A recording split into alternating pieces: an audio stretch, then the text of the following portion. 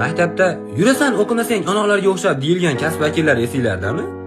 Mana misol taksistlar xabaringlar bilan maktab darslariga qo'shilmasdan turib, gnida degan so'zga sinonim bo'lib qolganinglarda, haligi gideta Alibey bayramdan keyin maktabga chiqmay qolgan odamni uyuniga tenglashtirib ishlardi.